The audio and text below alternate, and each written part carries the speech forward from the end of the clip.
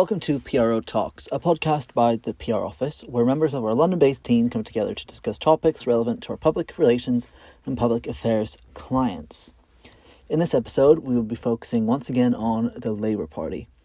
While the Conservative Party, now led by Prime Minister Rishi Sunak, has managed to turn the tide somewhat following the collapse of the Truss administration just over a month ago, the main opposition party, led by Keir Starmer, remains 20 points ahead in most polls, and is looking likely that we will see a power shift by no later than 2024, ending more than a decade of Conservative rule.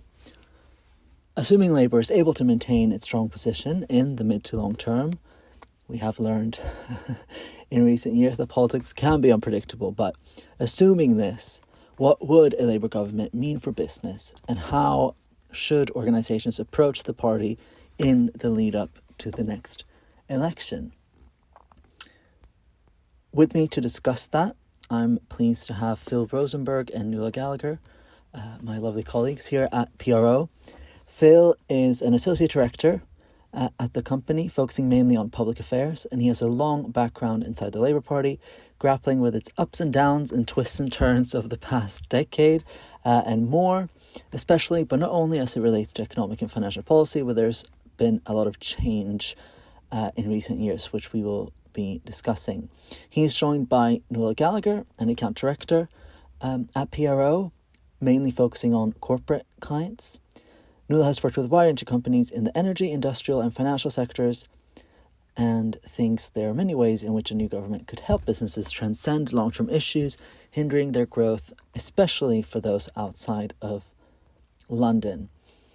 I, for one, am very excited to hear what both of you have to say on this topic, giving your backgrounds and your connections inside the Labour Party and beyond. So, Phil, let's hand it over to you. Thank you. Well, from a Labour perspective, this is possibly one of the most exciting times in almost 2 decades. The first time in about that amount of time that Labour are the clear favourites to win at a general election if one were held tomorrow. Of course, nothing can be taken for granted. There's a long way to go. The Conservatives have a new leader, a new Prime Minister, Rishi Sunak, who may well stabilise things a bit. And I'm sure we won't necessarily see these eye-watering poll leads for Labour as the time gets closer, but certainly Labour are the clear favourites at the moment. And there are real kind of opportunities for businesses, different organisations, because Labour has begun to sketch out a vision, but at the moment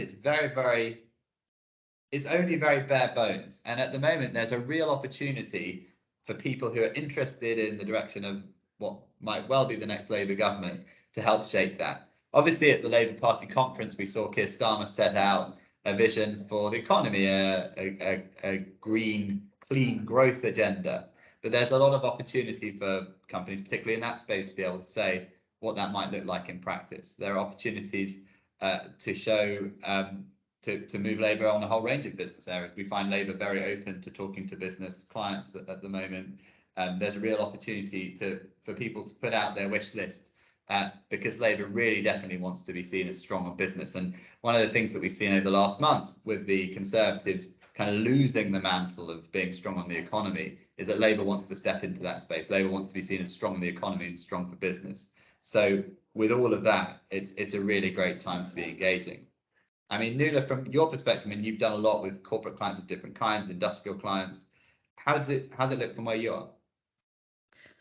Thanks, Phil. Look, I mean, your points there about Labour being very open to talking to business and having that private sector input into shaping what their industrial strategy will look like is fantastic, because we have first-hand experience of high-level members of the Labour Party looking for these answers.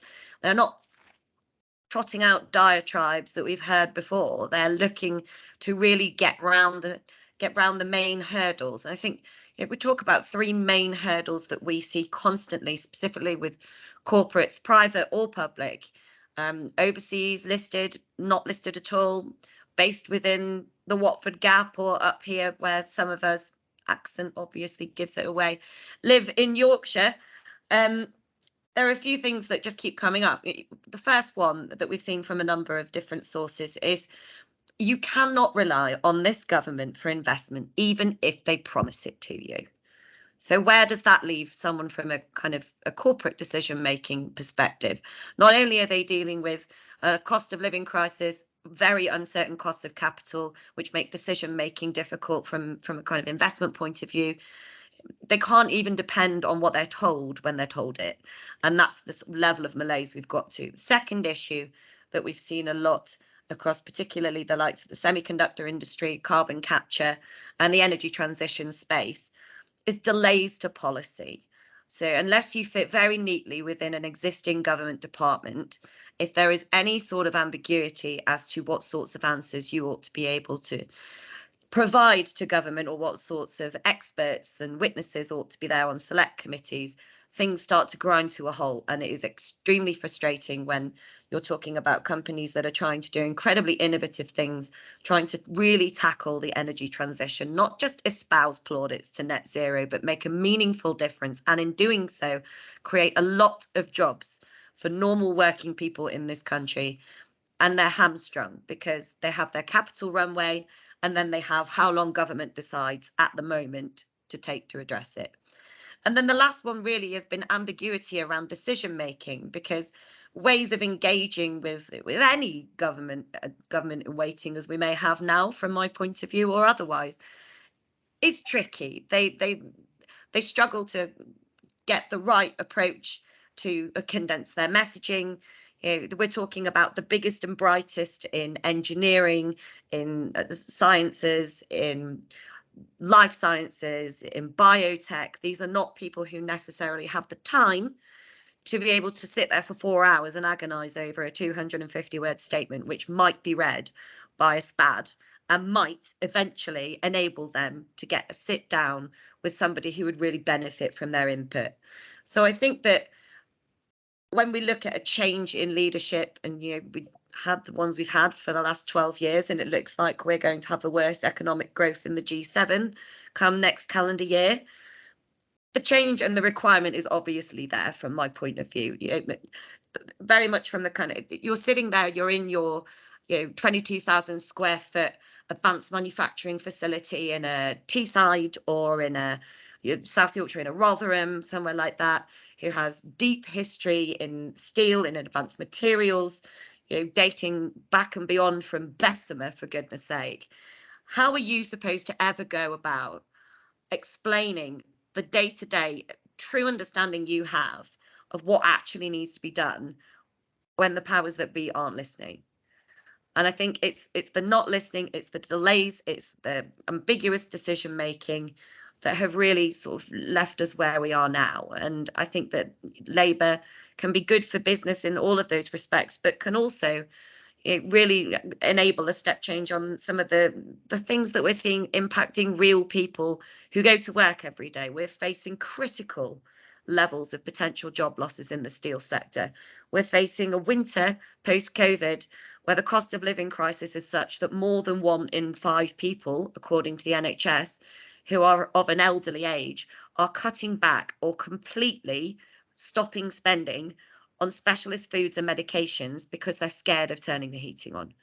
And these things are often seen in isolation, or that there's a disconnect. And Bank of England says today that we're going to raise interest rates, we're facing the longest recession ever, so we need to do something about that.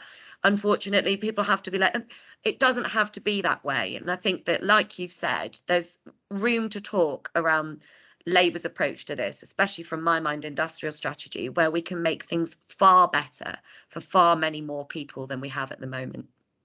And I would say, Nuala, that there are a couple of things that I think are encouraging in that space from Labour, certainly vis-a-vis the Conservatives at the moment. First of all, Labour's spoken about borrowing to invest and in infrastructure, and I think we haven't heard much sketching out of what that investment will go into. So I think you'd probably find that Labour is in the marketplace for good, incredible ideas about what would be the best places to be investing. And so businesses that have those kind of ideas, that are things that will genuinely support the growth in this country, across the country, now's the time to come forward with those suggestions. The second thing, and I think it comes to this whole thing about this delays and things we've spoken about, I think a general sense you get from the Conservatives at the moment is the government is a bit tired.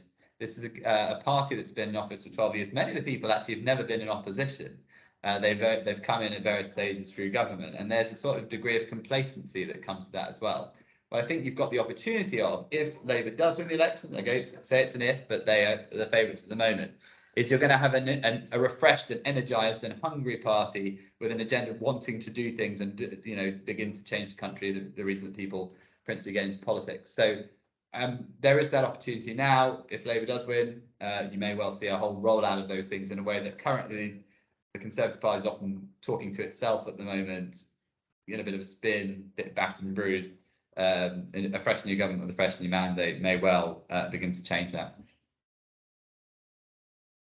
Yeah, look, I couldn't agree more. And there are a number of pivotal things that I think Labour, while early stage, have been quite aggressive in pointing out. One of those, of course, being the redevelopment of economic certainty to invest in the likes of a national wealth fund, which would therein in itself ensure that jobs in the industrial heartlands of our very proud history of manufacturing are at least conserved and then generated beyond that.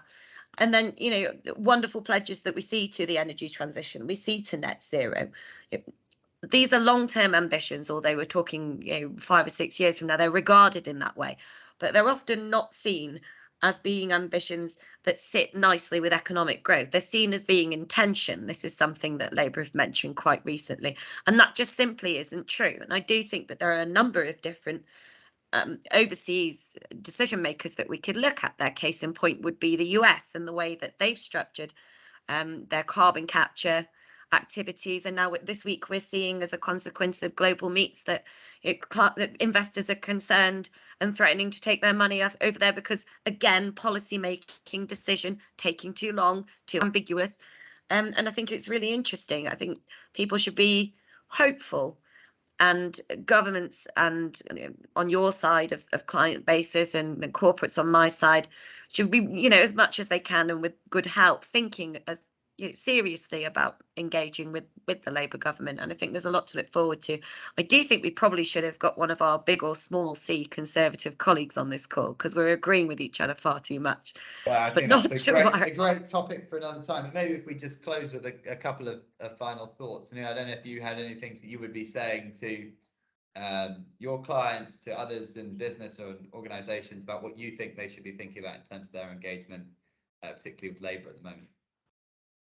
Yeah, so look, from my perspective personally, again, there's these 3 things that need to be tackled.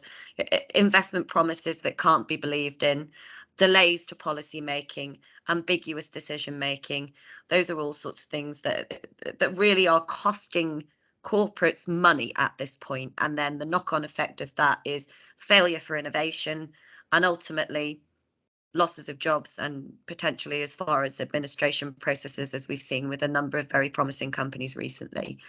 And I should hope that things won't continue in the direction of travel that they have. And the only way that I could see that happening would be for our Labour Party to have a good go at this.